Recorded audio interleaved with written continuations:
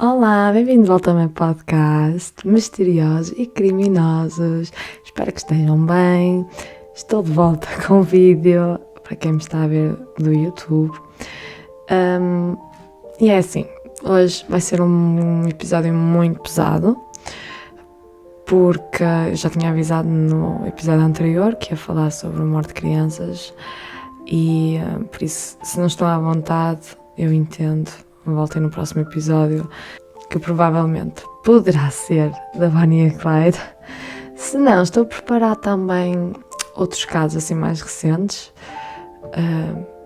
também interessantes, assim, não só da América, mas pronto. Eu quero fazer este caso, mesmo que envolva crianças, que eu não gosto muito, mas eu acho muito importante falarmos sobre o tópico de hoje, que é doenças psicológicas e depressão pós-parto.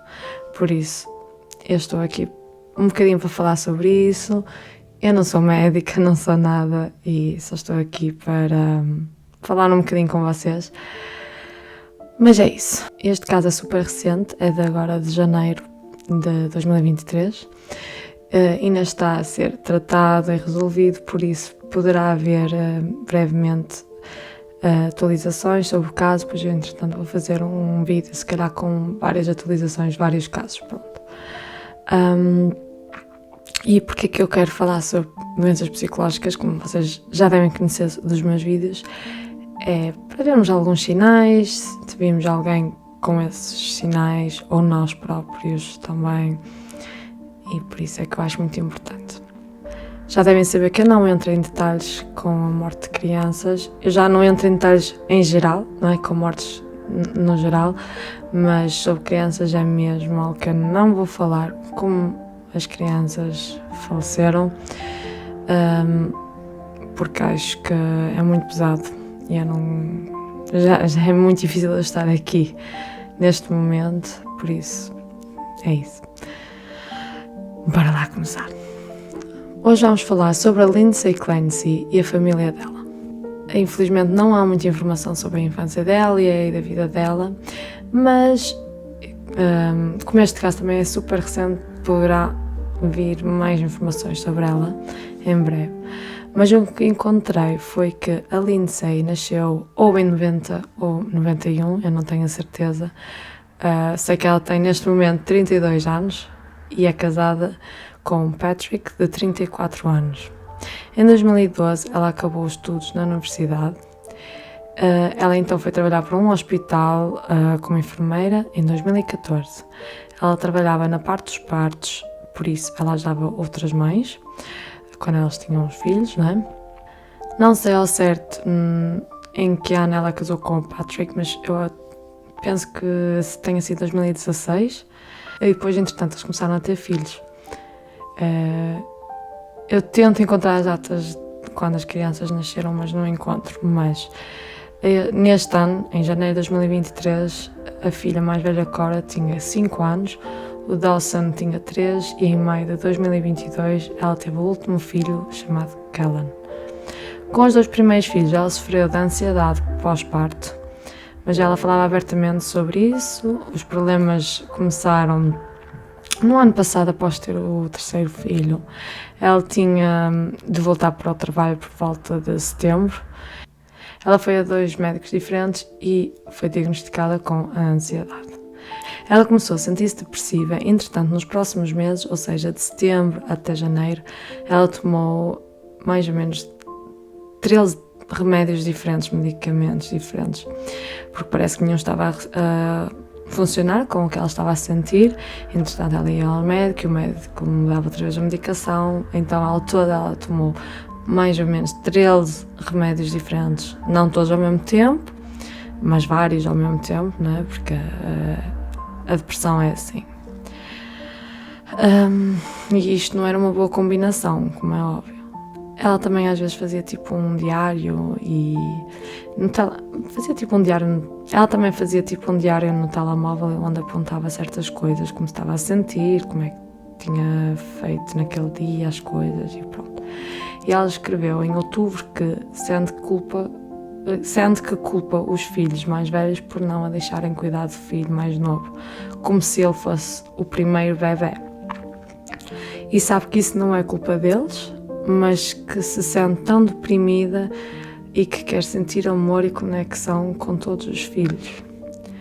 Em dezembro, numa consulta, foi dito que ela não tinha sintomas de depressão pós-parto, mas ela, nesse mesmo mês, disse que tinha pensamentos de suicídio.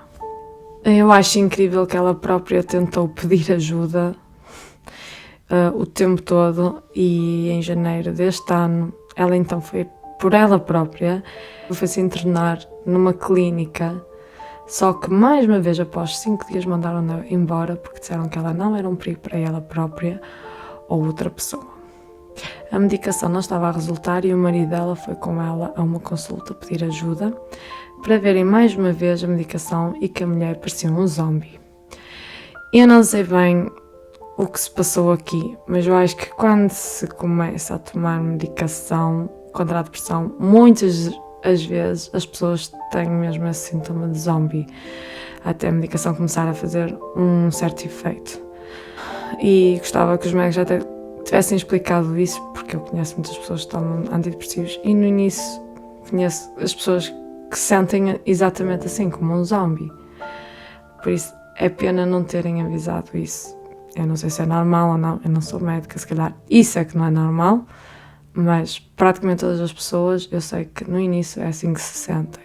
Então toda a gente que eu conheço estava a tomar medicação errada no início, mas após umas semanas começa a fazer efeito. Por isso eu não sei, não é? Mas dá tantas vezes a medicação desnecessária, se calhar porque não a informaram, eu não sei.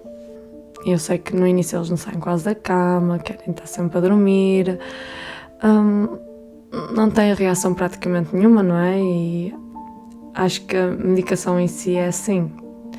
E se calhar não era preciso mudar tantas vezes a medicação, se soubessem que não era preciso, porque o corpo não se estava a adaptar. E tanto a medicação só faz piorar a situação, obviamente, mas pronto. Bom, gente, eu já avisei, eu não sou médica, apenas conheço muitas pessoas que já tomaram a medicação para a depressão.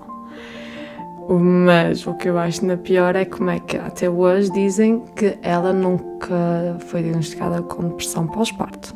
Por isso, isto não é outro assunto, como é que lhe deram tanta medicação, se foi só para a ansiedade, supostamente, que eles diziam que ela tinha. Uma coisa que eu achei muito bem foi o marido dela decidiu trabalhar a partir de casa e estar mais presente na vida dela, a apoiar. No dia 22 de janeiro, ela foi a um jantar de amigos e teve um jantar de família nesse fim de semana.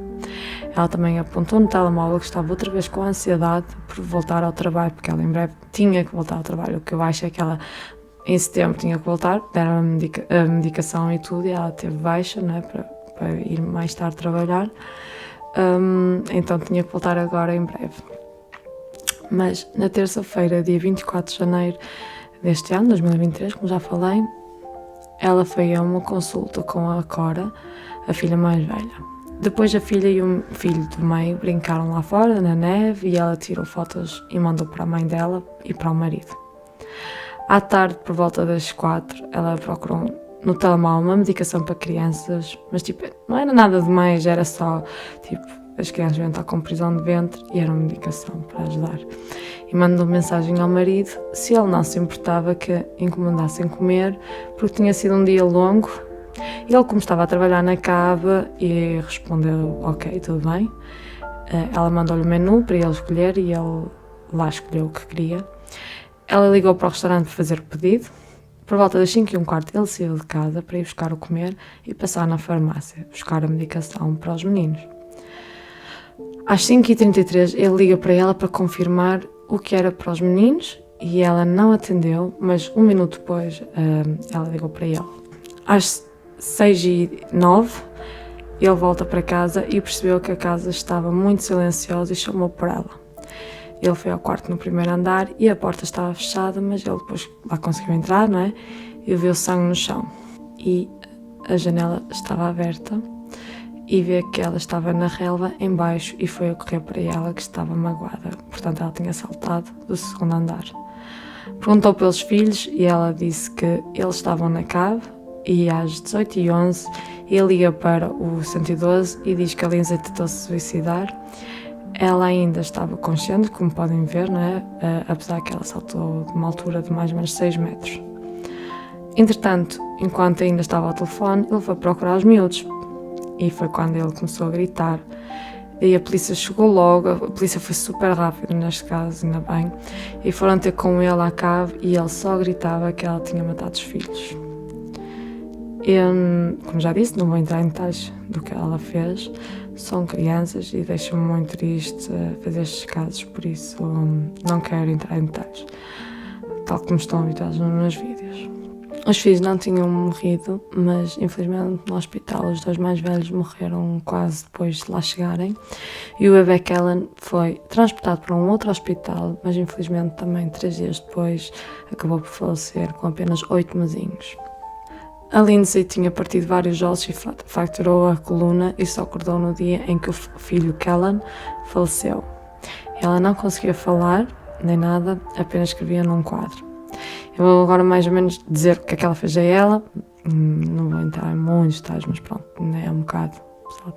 Ela tinha cortado o pescoço dela antes de saltar e ela também, por isso, estava paralisada da anca para baixo e não se sabe se é permanente ou temporariamente, mas eu penso que seja permanente, que ela esteja mesmo paralisada.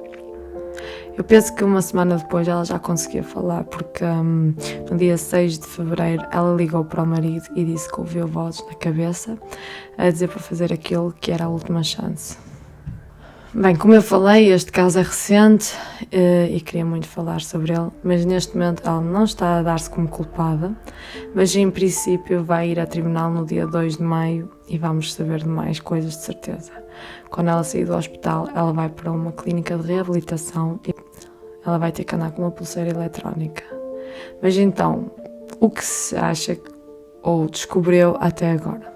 A Lindsay sofria claramente de depressão e acho que vai ser difícil provar o contrário, mas o que lhe deu naquele dia, não é?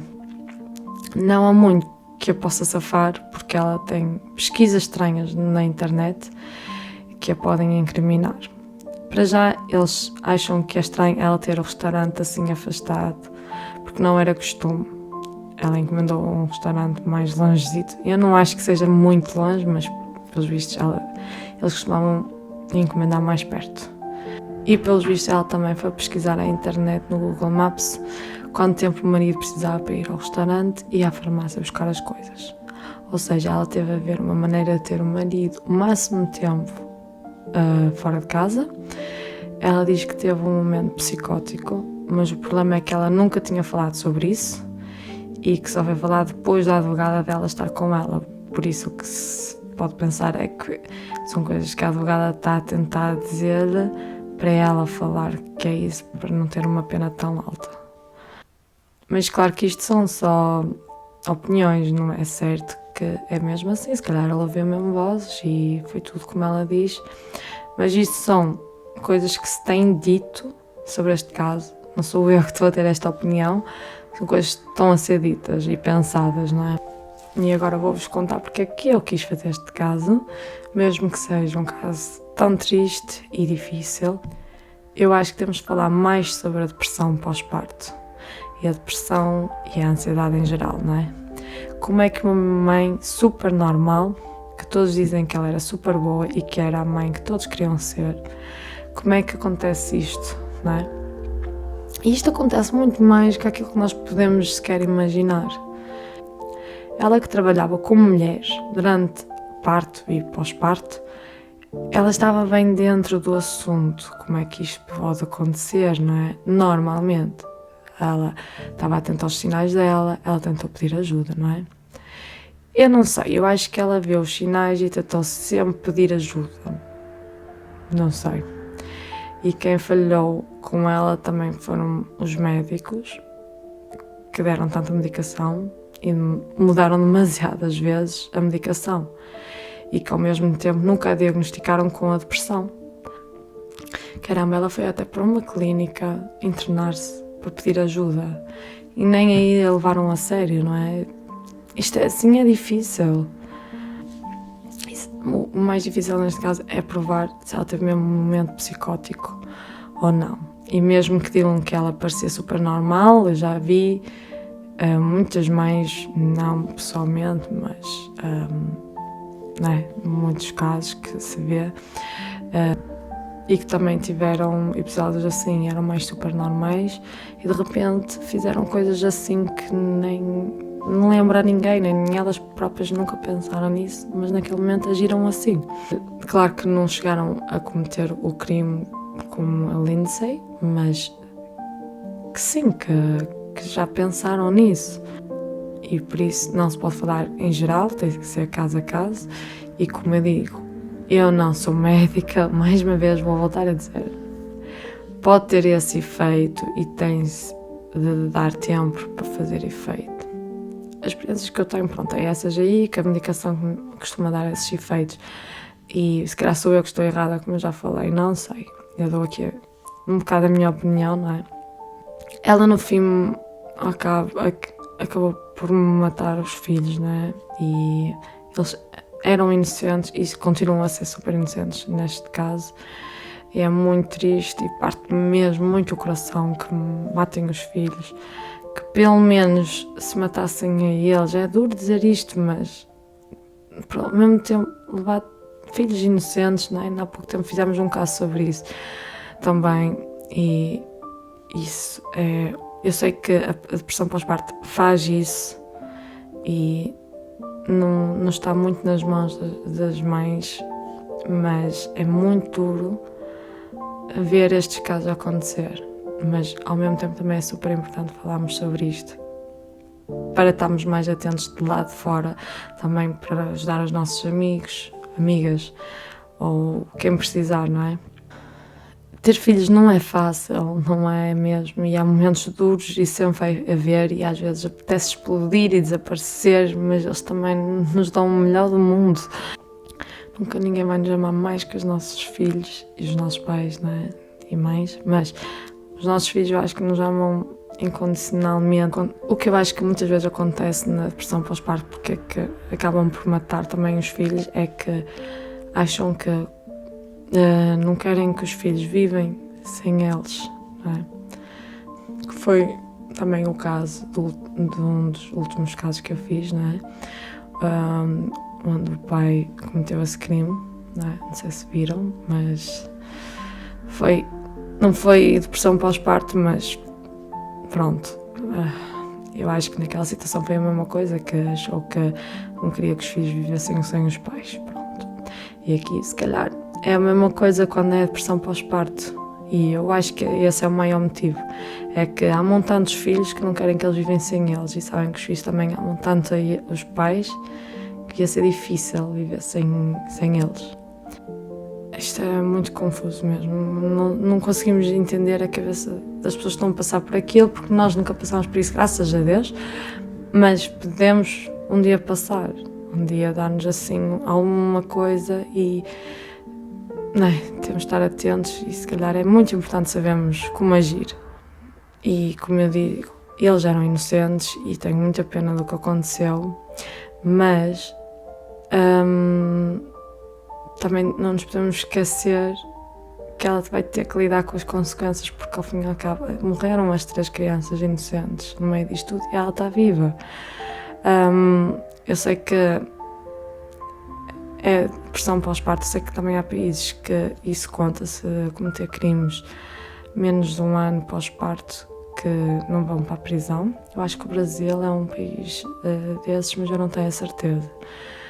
Eu até que apoio, mas ao mesmo tempo também muitas, se calhar, vão cometer isso e vão dizer depois que era depressão pós-parto, mesmo não sendo. Por isso, aí é que está a dificuldade nestes casos, é que muita gente depois vai inventar que fez isso por causa de depressão pós-parto, mesmo não sendo. Só para se verem livres das consequências. E acredito neste caso aqui que foi a medicação que foi demasiada, que deu cabo dela completamente, e ela, eu acredito até que ela tenha tido o episódio de psicótico. Depois também o Patrick veio falar ao público que desculpa a mulher e que pede para todos fazerem o mesmo. Ele diz que a Lindsay era boa para todos e que a família dele foi o melhor que alguma vez teve. E aconteceu. E tinha tanto orgulho em ser o marido da Lindsay como em ser pai para a Cora, o Dawson e o Callan. Eles deram um propósito. Eu vou ler agora o que é que ele disse, mais ou menos. Eles deram um propósito e eu nunca aceitei isso como garantido. E agora existe um vazio enorme onde já teve esse propósito antes. Ele diz que muita gente diz que não consegue imaginar e tem razão. Que não conseguem, que sonham com eles o tempo todo e que nunca se imaginam quando se vai amar um filho até os ter. E a mesma coisa vale para quando se perde. Eles eram a essência da minha vida. Todos os dias eu relembrava-me como era um presente em tê-los na minha vida. E por fim quero falar sobre os 3 filhos inocentes. O pai Patrick descreveu-os assim. A Cora tinha um sorriso contagiante e era lindíssima e que era a mais cautelosa. Ela dizia que queria ser médica e mãe quando fosse grande e praticava no Callan. Ela tinha bonecas e quando ela ia a algum lado, ela arranjava babysitters para as bonecas. Diziam que ela era uma mini-mãe fofa.